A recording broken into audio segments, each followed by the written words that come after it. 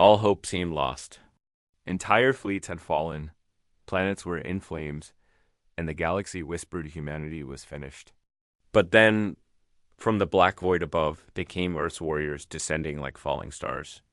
Every eye turned skyward, every heart skipped a beat, and the enemy realized too late. Humans don't arrive to negotiate. They arrive to win. The forgotten colony. Twin sons of Marak 7 painted the sky in shades of amber and gold, as Elder Vorn stood atop the observation tower. His people had lived on this world for 3 generations, turning barren soil into fertile farmland. The Zelthian colony was home to 4,000 souls, simple people who asked nothing from the galaxy, except to be left in peace. That peace was about to end. Warren's communicator buzzed with urgency. It was Tactical Officer Rena, her voice tight with fear. Elder, you need to see this. The long-range sensors have detected something. He made his way down the tower stairs, his aged legs protesting each step. The command center was small, just a converted storage building with basic equipment. The Zelthians were not warriors or explorers. They were farmers, teachers, and craftspeople who had fled the overcrowded inner worlds seeking a quieter life. Rena stood before the main display screen, her 4 arms crossed tightly across her chest. Other colonists crowded around her, their faces showing the same dread Vorn felt growing in his own hearts. "Show me," he said quietly. The screen flickered to life. It displayed the outer edge of their star system, and there, moving with terrible purpose, was a fleet. Not just a few ships, but hundreds of them. Dark vessels shaped like blades, cutting through space toward Marak 7. Krellin warships, Rena whispered. At least 300 confirmed contacts.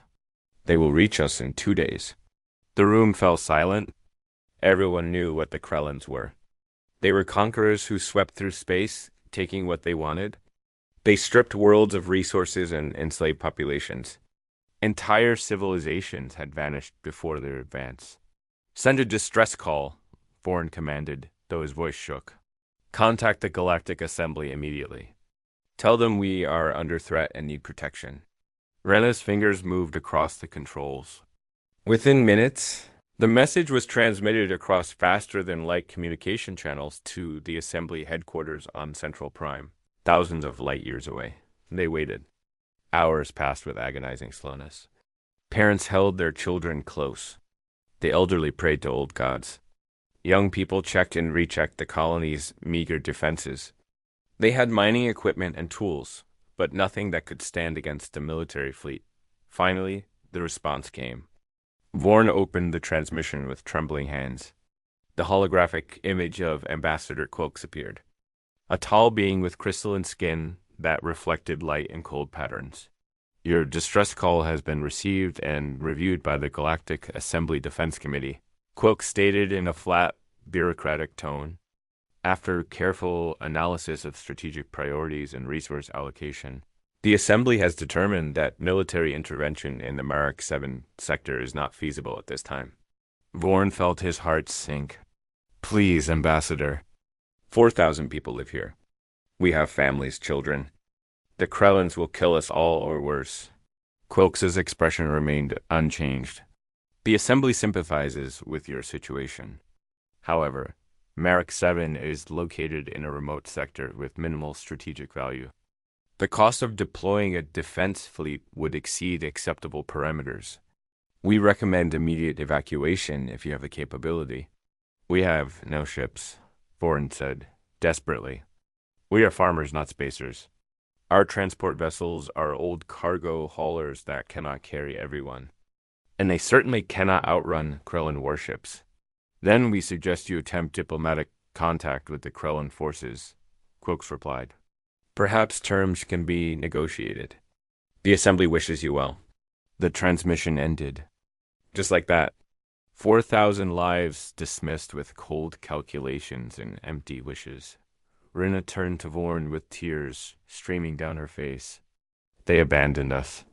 The mighty Galactic Assembly, with its 1,000-member worlds and countless resources, has left us to die. Vorn wanted to rage against the injustice, but he was too tired, too old, and too aware of how powerless they were. Send the distress call again, he said quietly. Broadcast it on all frequencies. If the assembly will not help, perhaps someone else will hear us. Who, Elder? Rena asked. Who else is there? He had no answer. For the next day and a half, the colony prepared. They moved everyone into the underground shelters built for meteor strikes. They gathered food and water. Parents tried to comfort frightened children with lies about how everything would be fine. The Krellin fleet grew closer with each passing hour. The colony's sensors tracked every ship, watched them arrange themselves in attack formation. There was no doubt about their intentions. On the morning of the second day, Vorn stood outside the main shelter entrance. He wanted to see the sky one last time before descending into the darkness below. The twin suns were rising, beautiful and indifferent to the tragedy about to unfold around him. The last colonists were filing into the shelter. Parents carried sleeping children. The elderly helped each other down the ramps. Rena stood beside him, her duty keeping her topside until the final moment. Did anyone answer our calls? Vorn asked, though he already knew. No one, Rena confirmed. The galaxy is silent. We are alone. Vorn nodded slowly. Then we face this with dignity. We are Zelthian. Our ancestors survived the plague wars and the Great Famine. We will not die as cowards. Elder, Rena said suddenly, her eyes fixed on her handheld scanner. I am detecting something. New contacts entering the system. Not from the direction of the Krellin fleet. Vorn felt a flicker of something he thought had died. How many? Rena's hands moved frantically across the device. Her eyes widened. 12 capital ships. No, 15. No, the readings keep changing. These vessels have energy signatures I have never seen before. They are not in our database. They are not Krellin. Then who? Above them, the sky began to change. Points of light appeared where none had been before, bright and growing brighter. Ships were dropping out of faster-than-light travel, emerging into normal space with bursts of exotic radiation. The colony's communication system crackled to life. A voice spoke in Galactic Standard, but with an accent Vorn had never heard before. The words were clear and strong, filled with determination. This is Commander Sarah Shen of the Earth Defense Coalition vessel Prometheus. We received your distress call. We are here to help. Hold your position. We are engaging the Krellin fleet now. Vorn stood frozen, unable to process what he was hearing. Rena looked at him with wonder and confusion. Earth? She whispered. I have never heard of Earth. Neither had Vorn, but as he watched more lights appear in the sky and heard the sounds of battle beginning in orbit above, he felt something he thought was gone forever. Hope. Warriors from an unknown world. The orbital battle began with a fury that lit up the night. Sky of Merrick 7. From the ground, the colonists who had emerged from the shelters watched in awe as brilliant flashes painted the darkness above. Each burst of light was a weapon firing, a shield collapsing, or a ship dying in the cold void of space. Commander Sarah Chen stood on the bridge of the Prometheus, her eyes scanning the tactical displays with practiced efficiency. Around her, the crew worked in perfect coordination, their movements precise and confident. This was not their first battle, and Sarah had led them through worse odds before. Status report, she commanded. Lieutenant Marcus Webb called out from the weapons station. All batteries charged and ready. Missile tubes loaded. The Krellin fleet is moving to intercept us. They outnumber us approximately 20 to 1. Sarah allowed herself a small smile. They always do. Bring us about. Target their command ship. Let's introduce ourselves properly. The Prometheus turned with grace that belied its massive size. It was a dreadnought built in the shipyards of Mars, designed specifically for one purpose, to protect those who could not protect themselves. Earth had learned long ago that the galaxy was not always kind to the weak. The Krellin flagship fired first, sending streams of plasma toward the human fleet. The shots were powerful enough to crack a planet's crust, but the human ships moved like dancers, evading and weaving through the barrage. When they returned fire, their weapons struck with surgical precision. Sarah watched as 3 Krellin destroyers exploded in rapid succession. That's for every colony you've destroyed. she said quietly. On the surface of Marek 7, Elder Vorn could barely believe what he was seeing. The unknown human ships were smaller than the Krellin vessels, yet they fought with devastating effectiveness. It was not just their weapons that impressed him, but their tactics. They moved as one coordinated force, supporting each other, covering weaknesses, exploiting every opening the Krellins gave them. Rena stood beside him, monitoring the battle through her scanner. Elder, the human fleet is requesting communication with you directly. Vorn's hand shook as he accepted the transmission. The holographic image that appeared before him showed a human woman in a dark blue uniform. She had short black hair and eyes that held both strength and compassion. This was Commander Sarah-chan. Elder Vorn, Sarah said with a slight nod. I apologize that we could not arrive sooner. We were at the edge of the sector when we received your distress call. How many people do you have down there? 4,000, Vorn replied, his voice barely above a whisper. But who are you? Where is Earth? Why did you come when no one else would? Sarah's expression softened slightly. Earth is far from here, in a region your people call the Outer Fringe. As for why we came, that's simple. You called for help. That's reason enough. Before Vorn could respond, an alarm blared from Rena's scanner. Elder, multiple Krellin dropships have broken through the orbital battle. They are heading for the surface. They will be here in 5 minutes. Sarah's image on the hologram turned to look at something off-screen, then back to Vorn. We see them? Stand by, Elder. Help is already on the way. The transmission ended, leaving Vorn confused. What help? The human fleet was still fighting in orbit. How could they possibly defend the colony on the ground as well? He got his answer 60 seconds later. The sky above the colony erupted with fire. Hundreds of objects were falling through the atmosphere, their heat shields glowing white-hot as they descended at incredible speed.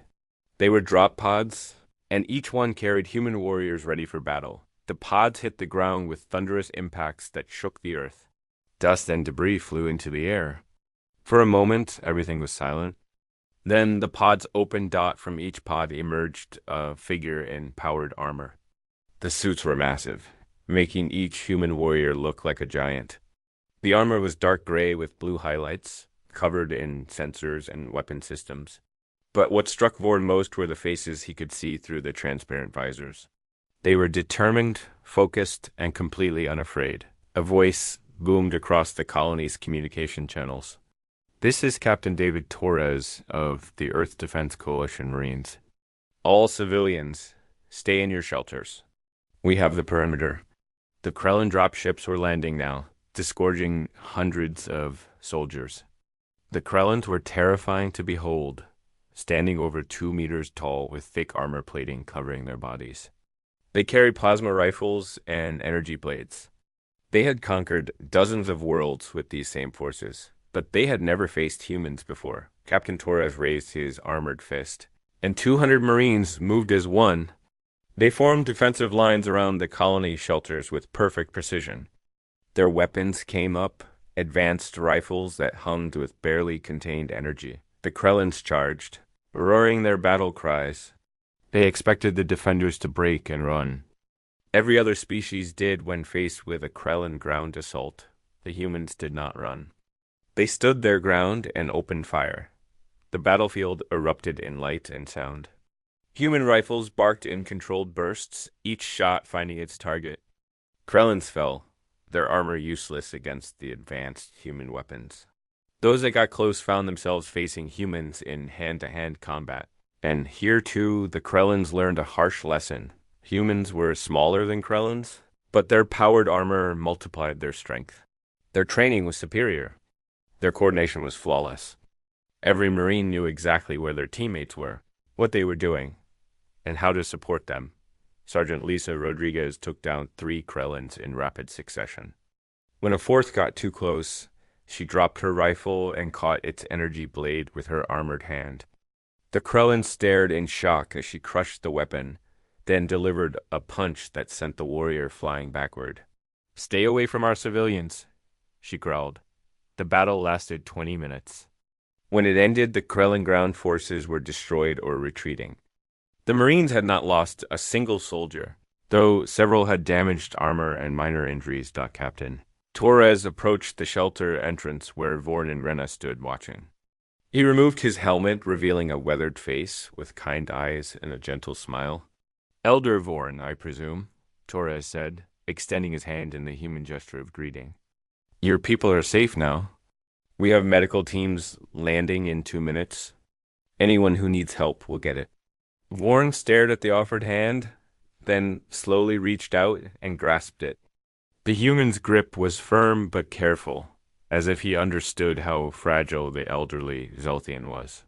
I do not understand, Vorn said, tears streaming down his face. The Galactic Assembly abandoned us. They said we were not worth saving. Why would you risk your lives for strangers? Torres's expression grew serious. Elder, where I come from, we have a saying. We are all strangers until we meet. You called for help. That makes you our responsibility now.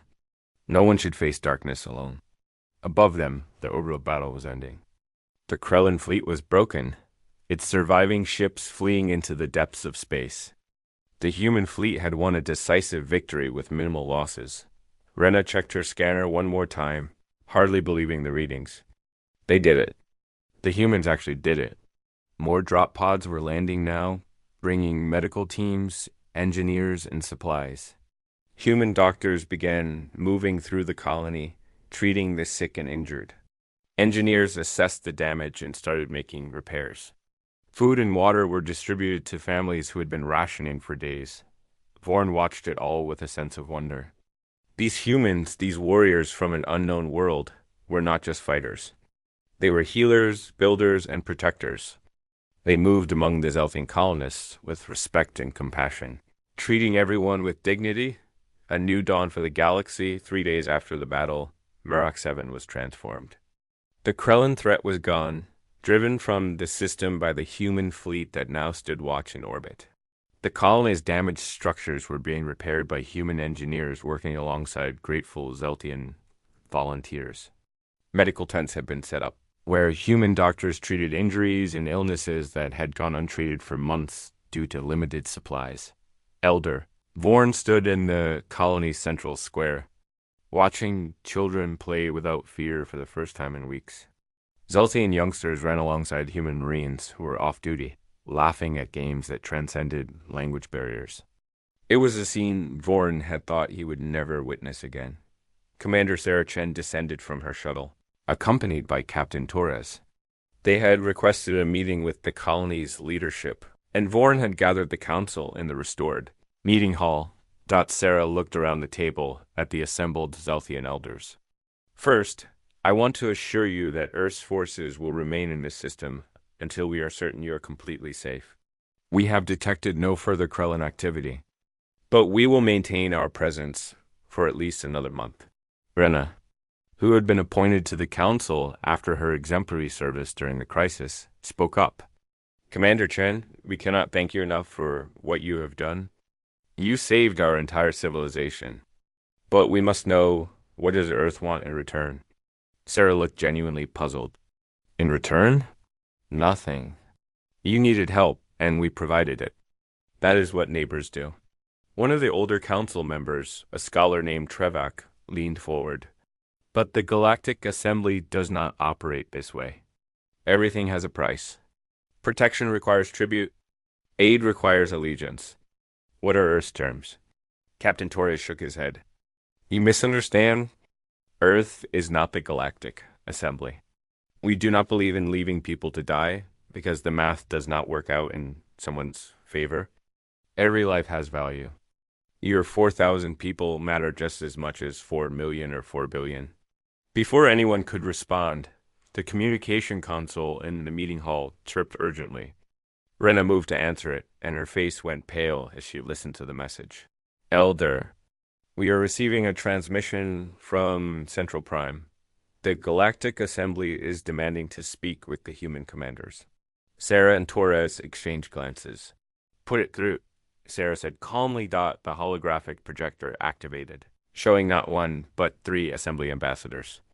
In the center was Ambassador Quilks, the same official who had denied Merrick Seven's request for aid.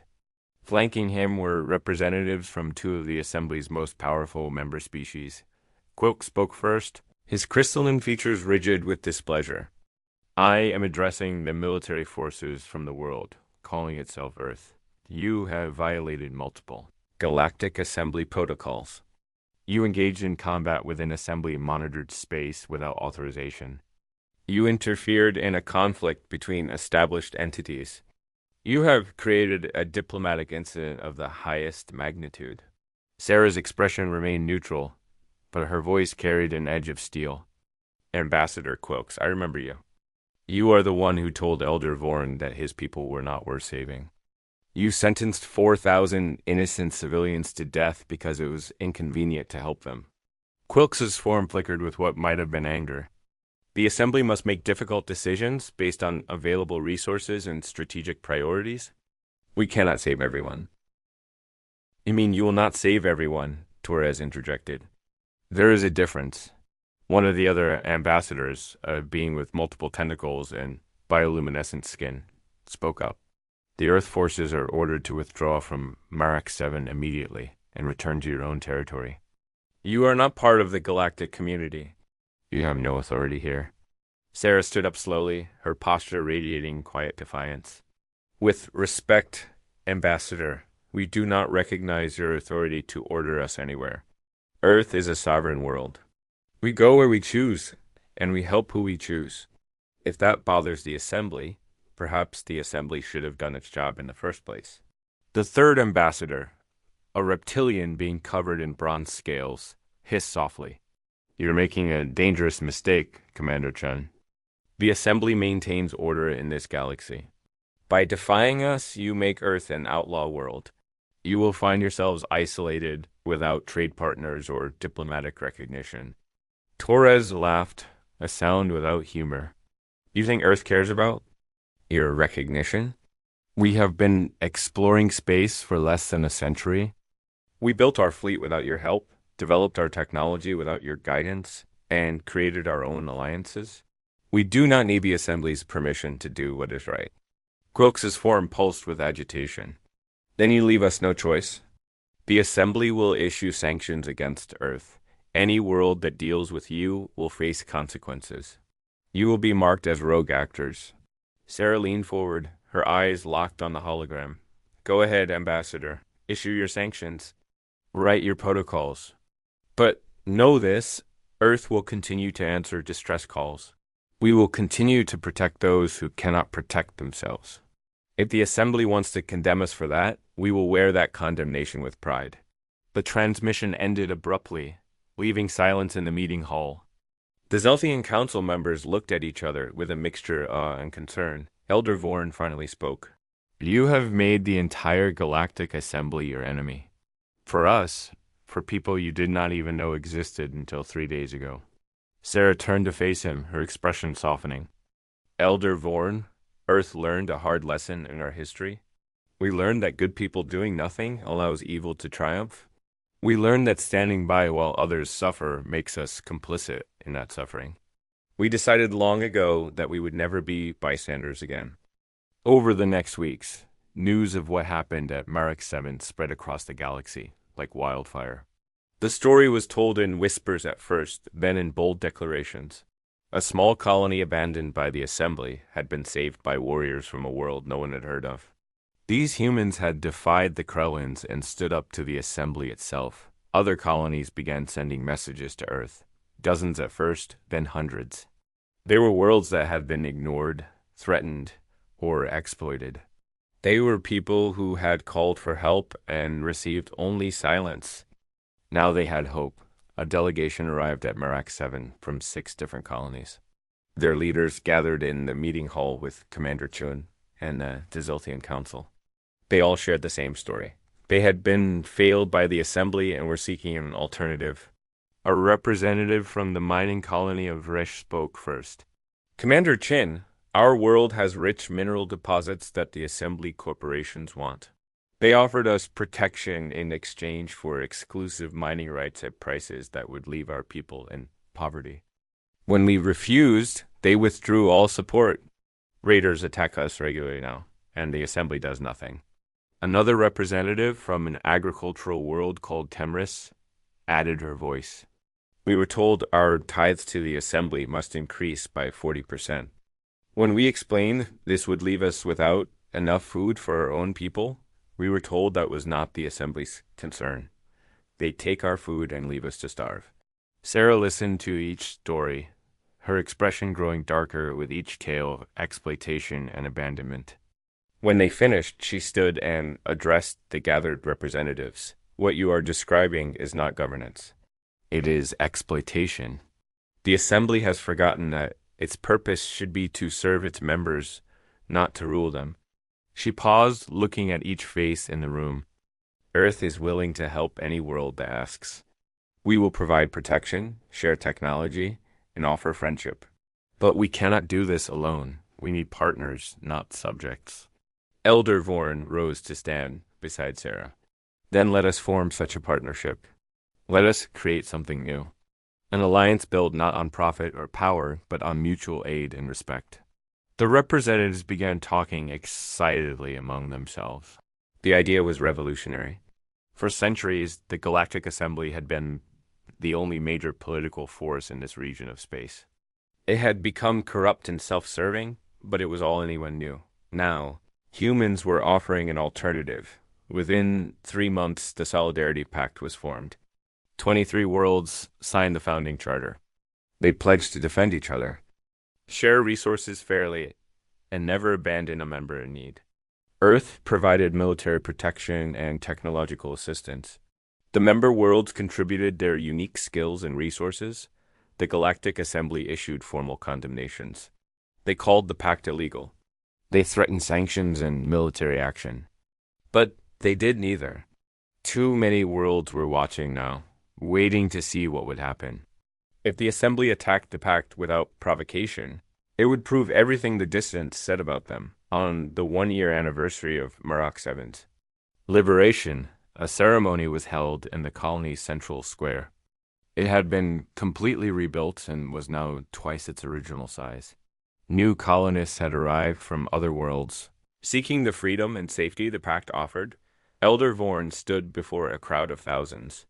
Zelthians, humans, and beings from a dozen other species gathered to commemorate the day that changed everything.